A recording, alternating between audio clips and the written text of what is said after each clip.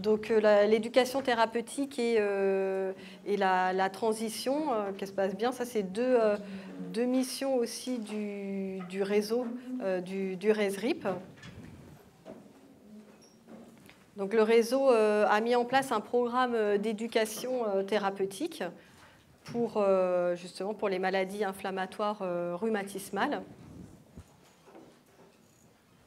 Et donc, voilà, comme je vous disais, la transition et l'éducation thérapeutique, hein, c'est des missions du réseau. Donc, on va parfois inclure des patients, justement, dans l'optique qui reçoivent de l'éducation thérapeutique et également aussi pour préparer la transition avec l'équipe adulte qui suivra l'enfant.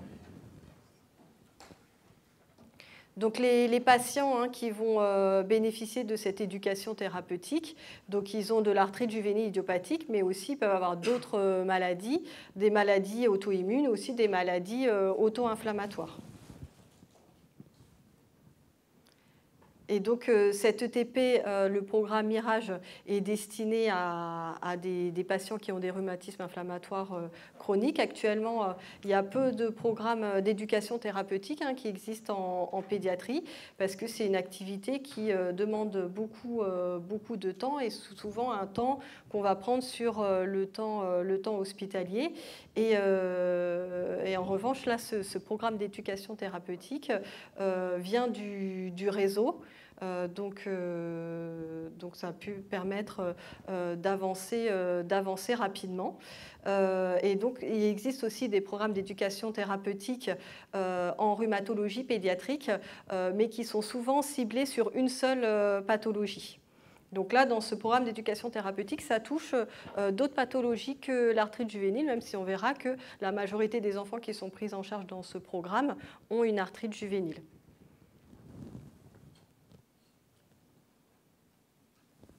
Donc, le programme Mirage a été approuvé par l'ARS en octobre 2016 et donc ce programme a permis la création d'outils qui ont permis justement de délivrer une éducation thérapeutique aux enfants et donc je vais vous montrer tout ça. Donc l'équipe est constituée d'un médecin coordinateur qui est le docteur Rossi et l'équipe est constituée de personnel soignant qui est formé vraiment spécifiquement à l'éducation thérapeutique. Donc on a une infirmière de la polyclinique de Bicêtre qui participe à cette équipe. On a aussi une technicienne de recherche clinique qui participe. William Fahy aussi participe à cette activité. Puis on a après des intervenants ponctuels, notamment une kiné de l'équipe de pédiatrie. Et puis également, on a un rhumatologue adulte qui, lui, va intervenir surtout dans les ateliers qui concernent la transition. Et également, il y a un pharmacien, une infirmière parent expert. Voilà, on va avoir d'autres pédiatres aussi, rhumatopédiatres d'Île-de-France qui vont participer. Puis l'assistante sociale aussi qui a déjà animé des ateliers dans le cadre de ce programme d'éducation thérapeutique. Donc là, je vous ai mis une photo des différents intervenants de l'équipe. Et donc, la population qui va être concernée par ce programme, c'est des enfants et des adolescents atteints de maladies rhumatismales chroniques et qui sont inclus dans le réseau. Et il y a des critères de priorité d'accès au programme parce que tous les patients ne vont pas bénéficier du programme, mais la priorité, c'est pour les patients qui ont une souffrance psychique et ou physique et qui ont des difficultés scolaires majeures. Et aussi des difficultés majeures dans la gestion du traitement. Donc, il faut en général, quand on propose le programme d'éducation thérapeutique aux patients, il faut que ça se mette en place de façon assez proche de l'annonce diagnostique, mais quand même un petit peu à distance, après au moins la phase d'acceptation de la maladie. Et puis, ça peut se mettre aussi lors du suivi, quand on voit un besoin spécifique du patient, notamment quand on pense que la famille et le patient a besoin d'acquérir des connaissances pour, par exemple, la mise en place d'une biothérapie. Et puis également, on va mettre en place le programme aussi lorsqu'on se rapproche de la période de transition, parce que vous verrez qu'il y a des ateliers qui sont proposés justement pour la transition, pour préparer l'enfant et sa famille à la transition vers une prise en charge par une équipe adulte. Alors, donc, en fait, les objectifs pédagogiques, il y en a plusieurs. Le premier, c'est d'acquérir des compétences d'adaptation, c'est-à-dire reconnaître et exprimer le retentissement de la maladie au quotidien, savoir gérer la douleur et la fatigue chronique, développer et conserver une activité physique et savoir utiliser les ressources et les moyens permettant une scolarité adaptée. Après, il faut aussi, ça va permettre aussi d'acquérir des compétences de sécurité. Donc, ça veut dire connaître et prévenir et gérer les principaux effets indésirables des médicaments. Voilà, l'éducation thérapeutique va permettre aux patients de mieux connaître les traitements, pourquoi on a donné ce traitement, les effets secondaires du traitement. Et puis aussi, il y a toute une partie aussi pour acquérir des compétences d'auto-soin. Ça veut dire acquérir aussi des compétences pour l'auto-injection, savoir s'injecter la biothérapie. Et puis aussi, c'est important par rapport au traitement aussi et l'évolution de la maladie, reconnaître les signes cliniques qui nécessitent une consultation urgente. Alors, dans ce parcours justement d'éducation thérapeutique, la première étape est un bilan éducatif partagé qui consiste à une évaluation en fait, des connaissances. Donc ça, ce bilan est fait en général par une infirmière ou un autre professionnel de santé et donc qui va évaluer les connaissances du patient et de la famille sur sa maladie et également sur ses traitements. Et donc, en fonction après de ce bilan éducatif partagé, on va proposer plusieurs actions, donc des actions éducatives et qui, en général, on essaie qu'elles soient à proximité du lieu de vie du patient. Donc, c'est vrai que les ateliers proposés, on essaie de les faire donc en dehors de l'hôpital, si possible plutôt les mercredis ou les samedis pour avoir le plus de familles. Et puis, donc, en général, ça peut se passer dans une salle des mairies, des salles privées. Donc, les ateliers, après, sont organisés en fonction de la tranche d'âge du patient. Donc, il y a des ateliers pour les patients de 6 à 11 ans, 12-18 ans, et puis également, on prend les parents séparément. Et donc, voilà, donc en général, il y a des animations qui sont faites en parallèle, donc en même temps. Et peut y avoir donc des ateliers qui sont soit de groupe ou soit individuels. Alors, il y a plusieurs thèmes pour les ateliers. Donc, il y a un thème, par exemple, c'est le quotidien avec une maladie chronique. Un autre thème, ma maladie, que sais-je, les poussées inflammatoires, le sport, la kiné. Donc, c'est pour ça qu'il y a des intervenants ponctuels qui ne vont pas participer à tous les ateliers, mais qui viennent ponctuellement parler en fonction de la thématique. Et puis, donc, il y a des ateliers donc, sur la transition, donc ça qui vont concerner les adolescents pour qui on prévoit un changement d'équipe vers les adultes. Donc, on prévoit en fait ces ateliers en général 1 ou 2 ans avant la transition. Et puis, il y a des ateliers aussi individuels pour apprendre à préparer et administrer les injections. Alors, donc en 2016-2017, donc c'était vraiment le début de la mise en place du programme. Il y a 20 patients qui avaient été pris en charge dans ce programme avec 19 parents.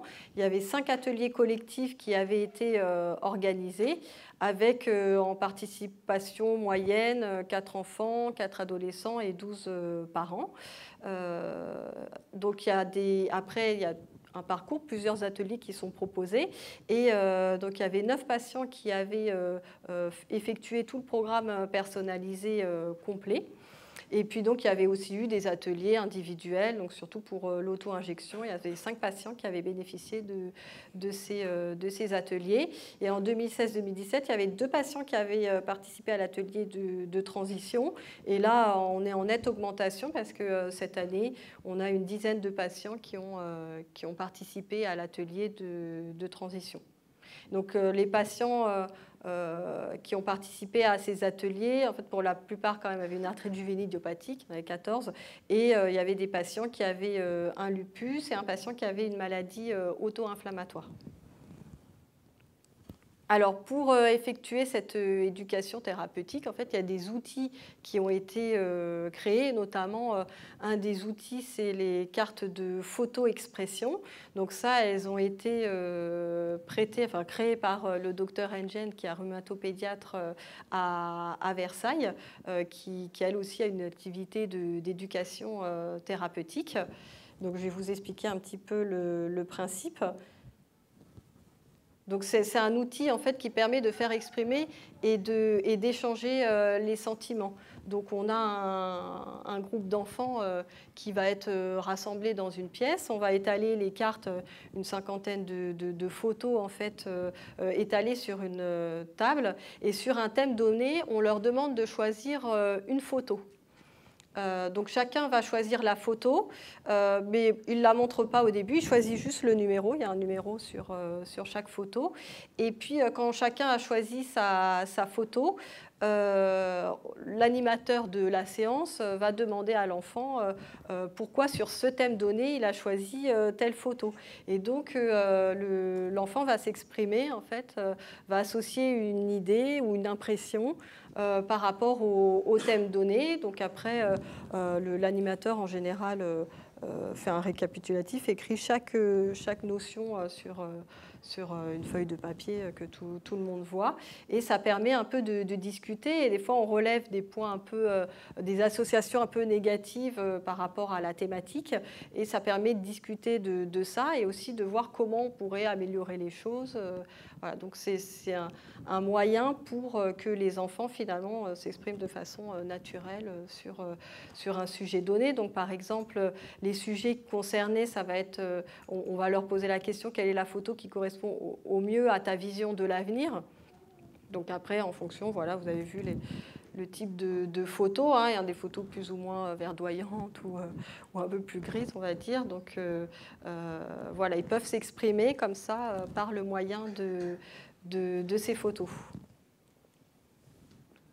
Et donc, il y a un atelier qui avait été fait justement grâce à ces photos. C'était l'atelier Le quotidien avec une maladie chronique. Et donc, 4 enfants de moins de 11 ans avaient participé, 4 adolescents et 10 parents. Et donc, ça a permis justement de voir un petit peu quels étaient les sentiments des patients par rapport au quotidien avec une maladie chronique.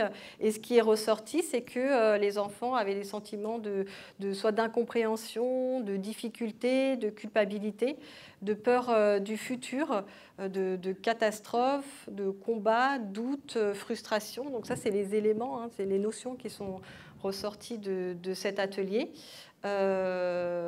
Et puis, il y avait des expressions aussi du vécu par rapport au moment présent. Donc ça, c'était plus positif, on va dire. Ils avaient le sentiment d'être accompagnés, rassurés, chemin en descente, tracé, se sentir comme les autres. Voilà. Il y en avait qui avaient peur aussi, qui disaient que se sentir dans un embouteillage. Donc c'est très intéressant. C'est intéressant parce que d'avoir comme ça le ressenti des patients, on peut être amené après à travailler justement là-dessus pour améliorer le quotidien des enfants. Et c'est des choses qui spontanément ils n'auraient peut-être pas dit, mais grâce à ces photos, ils arrivent à mieux finalement à faire ressortir des choses. Et même entre enfants, c'est vrai qu'il y a des dialogues où c'est arrivé qu'il y ait une adolescente qui dise à une autre « mais je ne comprends pas, pourquoi tu es comme ça, tu devrais faire ci ». Bon, voilà, c'est une discussion quand même entre les enfants, en sachant que il y a des enfants qui peuvent être plus réservés, qui peuvent quand même bénéficier de cette discussion. Il y en a qui restent un peu en retrait, mais qui quand même écoutent. Voilà, donc ils bénéficient quand même de tout ça. Alors, les soignants, eux, lorsqu'ils ont fait cet atelier, ils avaient l'impression que c'était un très bon outil pour les adultes, qu'il y a beaucoup de choses qui ressortaient, également pour les adolescents, mais que des fois pour les enfants, c'était quand même plus difficile, surtout pour les enfants en bas âge, qui avaient du mal en fait à se projeter dans le passé ou dans le futur, et puis des difficultés par rapport à cette abstraction. Donc, ce qui suggérait de peut-être mettre un peu moins de photos pour que ça soit un peu plus facile pour eux, et puis poser des questions plus concrètes sur le moment présent. Voilà, donc après, il y a d'autres types d'ateliers qui peuvent être proposés, notamment pour les plus jeunes. Il y avait des ateliers enfants-docteurs. Donc, vous voyez, là, avec la poupée donc, et tous les médicaments. Donc là, ça permet aussi de voir avec l'enfant s'il connaît les médicaments, comment on les donne. Et puis, donc, c'était l'atelier docteur. Et puis, il y avait aussi les enfants infirmiers. Donc, on voit qu'ils font les gestes auprès de l'enfant, enfin de la poupée. Et comme autre outil aussi qui est utilisé, il y a un jeu de société qui a été créé par l'équipe du réseau et qui s'appelle Sur le chemin de Rime. Donc ça, c'est destiné à des enfants quand même de plus de 6 ans, aux adolescents et aux parents. Et ça permet de résumer les points essentiels à connaître sur la maladie chronique. Donc il y a des thématiques de questions sur la gestion de la douleur, la fatigue au quotidien, sur la reconnaissance et le traitement précoce d'une poussée inflammatoire, les traitements au long cours, les adaptations de la vie à l'école, des activités sportives, des loisirs. Et donc, je vais vous montrer, ça se présente comme ça. Ils vont avoir en fait un plateau de jeu avec des dés. Et donc, en fonction de la case où ils se trouvent, de la couleur, il y aura des thématiques de questions, justement, soit sur les traitements, soit sur les poussées. Et puis, il y a des cartes violettes où là, ça va être challenge. Donc, c'est vraiment des questions qui n'ont rien à voir avec la maladie, vraiment purement ludiques. Voilà, donc ça, c'est les différentes de cartes qu'on peut avoir. Et chaque couleur a un thème différent. Donc là, par exemple, sur le thème orange, la question, c'était... Alors, on a des petits sigles. Alors, A et E, donc ça, c'était pour adolescents et enfants. Et P, c'est pour les parents. Donc, pour la même carte, il y a une question pour l'adolescent et l'enfant et une question pour les parents.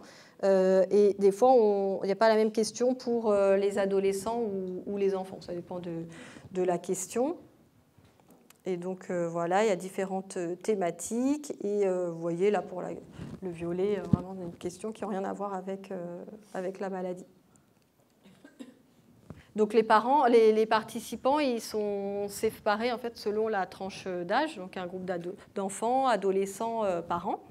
Et donc, on essaie de les faire jouer en équipe et que l'ambiance soit la plus ludique possible, l'ambiance de compétition. Et donc, en fonction de l'âge de l'enfant, on va utiliser 1 ou 2 dés pour que ça aille plus rapidement. Alors, à Bicêtre, en fait, c'est proposé, dans le cadre du réseau, c'est proposé plutôt comme outil en fin de parcours, comme outil en fait d'évaluation finalement de tout le programme d'éducation thérapeutique, de savoir ce qu'ont retenu l'enfant, les parents. C'est aussi un peu une évaluation aussi du programme et savoir où en est l'enfant en fin de parcours.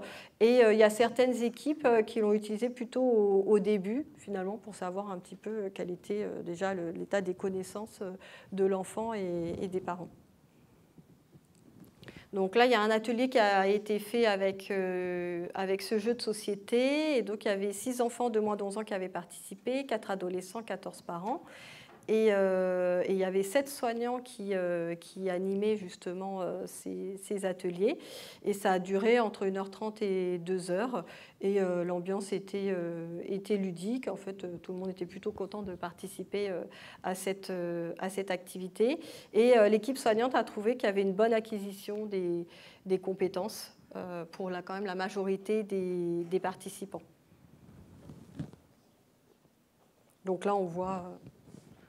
les parents, les enfants d'un autre côté qui jouent.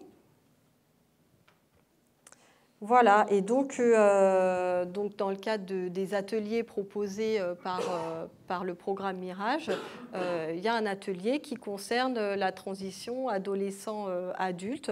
Donc il y a des patients qui ne sont pas initialement inclus dans le réseau et qu'on va inclure vers l'âge de 15-16 ans, voire des fois un peu plus tôt, dans l'optique justement de la transition. Et pour pouvoir leur rapporter le plus d'aide possible pour que la transition se passe bien.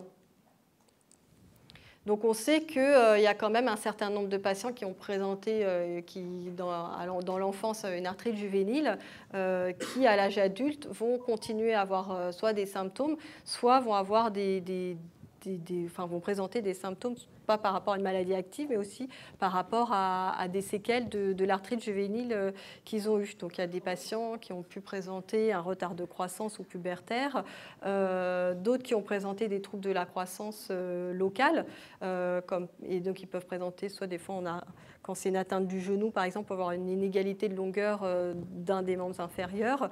Il y a des patients qui ont eu une atteinte des articulations temporomandibulaires qui peuvent avoir un rétrognatisme, donc là, un peu un retrait de la mâchoire inférieure, ce qui peut nécessiter après, au long cours, des soins orthodontiques ou par des stomatos. Il y a des patients qui présentent des comorbidités, ça veut dire qu'ils peuvent avoir des atteintes autres que articulaires. Donc on a vu l'uvéite qui peut être associée. Dans certaines pathologies, il peut y avoir un risque cardiaque aussi. Donc ça, on voit que ça ne concerne pas l'enfant, mais ça va concerner surtout l'adulte. Enfin, ça peut concerner l'enfant aussi. Et puis après, dans certaines maladies auto-inflammatoires, il y a aussi un risque d'amylose un peu à distance au long cours. Peut y avoir aussi des complications à l'âge adulte liées aux médicaments qu'a reçu l'enfant. Voilà, des conséquences esthétiques, notamment par rapport au rétrognatisme. Tout ça, ça peut... Oui, on n'est pas dans les traitements, voilà. Mais comme vous avez vu, le réseau s'adresse à des maladies inflammatoires. Voilà. Oui, tout à fait, tout à fait. Voilà. Mais bon, c'est vrai qu'on s'adresse aussi pas qu'aux patients qui ont l'arthrite juvénile, donc voilà, c'est des choses. Donc il peut y avoir quand même des symptômes à l'âge adulte qui persistent, et d'où la nécessité d'organiser une bonne transition avec l'équipe adulte pour être sûr que l'enfant devenu adulte continuera à avoir une prise en charge régulière et bien adaptée. Donc là, c'est juste pour vous illustrer quelques complications. Et donc, on sait qu'il y a quand même des difficultés que peuvent rencontrer les enfants devenus adultes lorsqu'ils sont pris en charge par les adultes. Ce qui peut être difficile, c'est qu'il y a certaines maladies qui sont propres à l'enfant, qu'actuellement dans l'arthrite juvénile, on a une nomenclature qui est différente de celle de l'adulte. Donc c'est important qu'il y ait une discussion entre les médecins de pédiatres et les adultes pour bien discuter de la pathologie. Les approches thérapeutiques sont parfois différentes. Et puis, ce qu'on peut souvent constater, c'est que le temps de consultation en médecine adulte est plus court qu'en pédiatrie. Donc ça aussi, pour l'enfant, ça peut être très déroutant. Et la prise en charge de la douleur peut être également différente. Alors donc, il y a quelques recommandations qui ont été établies pour bien réussir la transition. C'est qu'il faut démarrer le processus de transition à l'âge pédiatrique. Donc assez tôt, 11-14 ans, on fera les ateliers un peu plus tard, mais en tout cas, il faut parler déjà de la transition avec les parents assez tôt. Et il faut transmettre aux jeunes patients des connaissances nécessaires pour qu'ils soient autonomes vis-à-vis de la maladie et des traitements, qu'il n'apprenne pas tout à 18 ans lorsqu'on lui dit bon, ben maintenant, tu vas aller chez les adultes. Voilà, il faut qu'au fur et à mesure, il apprenne à connaître sa maladie, ses traitements. Ce qui peut aider aussi à la transition avec l'équipe adulte, c'est d'examiner le patient seul, mais dès qu'il est prêt. Donc, voilà. C'est pour ça que c'est bien de commencer assez tôt pour l'habituer. Donc, on choisit, bien sûr, en accord avec le patient et la famille, le bon moment pour le transfert à l'équipe adulte, mais on essaie quand même que ça soit avant 18 ans. Et donc, on essaie de démarrer le programme de transition au moins 1 an avant le transfert pour bien identifier certaines difficultés, certains problèmes. Et puis, bien, c'est pareil pour l'identification du médecin adulte. C'est une discussion aussi avec la famille, notamment dans l'arthrite juvénile. Le suivi peut être fait en ville. Et là, ils ont l'habitude de venir à l'hôpital, voir le rhumatopédiatre. Mais c'est vrai qu'il y a plusieurs possibilités après à l'âge adulte. Savoir est-ce que ça va être dans le même hôpital ou est-ce que ça va être dans un hôpital plus proche? Est-ce que ça va être en ville ou pas? Voilà, donc il y a quand même plusieurs options qui existent et donc il faut bien en discuter avec les parents pour voir eux et avec l'enfant surtout savoir où il va être le plus à l'aise, ce qui est le plus pratique aussi pour être sûr qu'il ne soit pas perdu de vue et qu'il y ait une rupture de suivi. Ce qu'on essaie de faire, c'est vraiment d'organiser le transfert lorsque la maladie est stable, parce que ça va être compliqué après pour le médecin d'adulte de devoir soit changer de traitement, comme ça c'est compliqué. Donc on essaie vraiment que la maladie soit le plus stable possible. Et puis, donc il faut assurer la coordination entre les équipes médicales et puis les différents professionnels de santé et bien assurer la continuité des soins, voilà, être sûr qu'il n'y ait pas de rupture. Donc les indicateurs de la réussite de la transition, donc c'est surtout le patient qui ne soit pas perdu de vue, voilà, qui consulte après dans l'équipe adulte.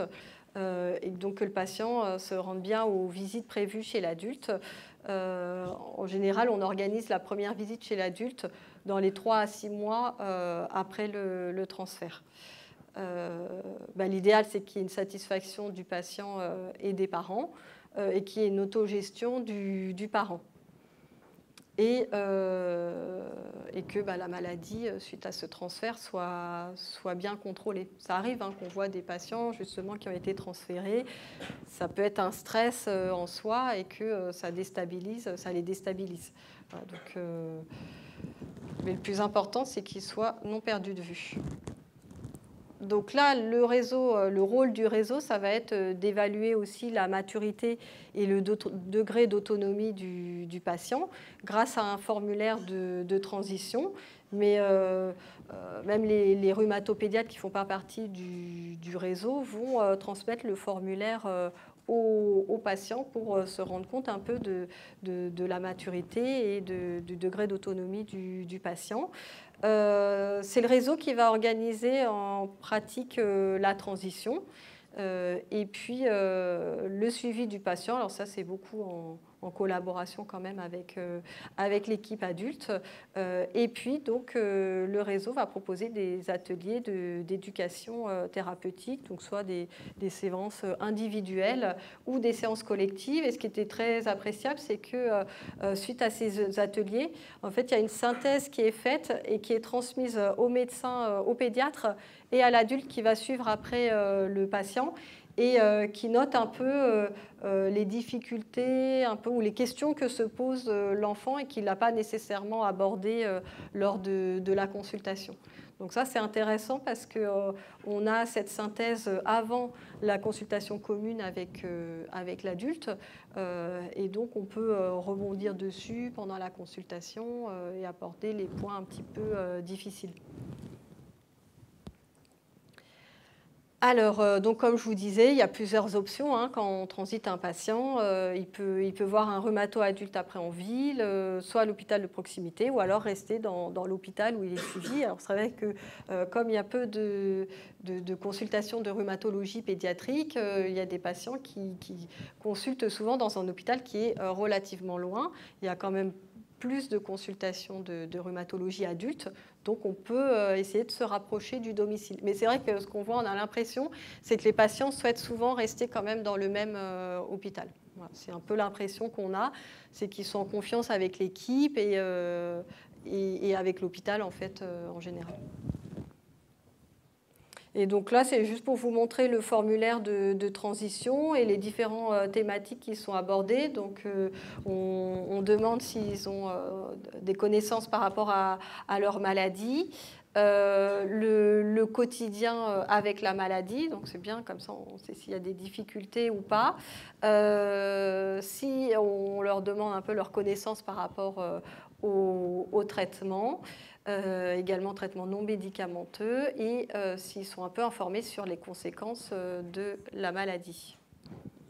Voilà. Leur autonomie aussi médicale et puis leur autonomie au quotidien et où ils en sont de l'idée du transfert. Donc c'est pour ça que c'est intéressant quand même de leur donner au moins 1 ou 2 ans avant la transition. Hein. Voilà, et donc en pratique à Bicêtre, là on a beaucoup travaillé là, dernièrement sur la transition, et donc on a identifié des médecins et du personnel paramédical chargé justement d'organiser la transition. Et on a commencé là à organiser des semaines de consultation avec les médecins adultes et ça s'est bien passé. Donc nous aussi, après, on a un peu des checklists pour savoir un peu connaître les étapes essentielles de la transition et vérifier que tout se passe bien. On a ce formulaire de transition. On avait prévu 1 à 2 consultations communes en fait, donc avec le pédiatre et le médecin d'adulte. Là, on va peut-être se diriger vers au moins une consultation commune, et donc qui se fait en pédiatrie, de façon un peu symbolique, et ensuite le patient ira directement dans le service adulte. Voilà, et donc on a commencé à mettre en place l'atelier TP Transition, de proposer cet atelier systématiquement. Et bon, c'est vrai que malheureusement, pour l'instant, il n'y a que les patients qui habitent en Île-de-France qui peuvent bénéficier de ces ateliers. Voilà, donc ça c'est une liste pour le médecin, pour savoir un peu où on en est et si toutes les étapes ont été passées. Voilà. Je vous remercie. Merci.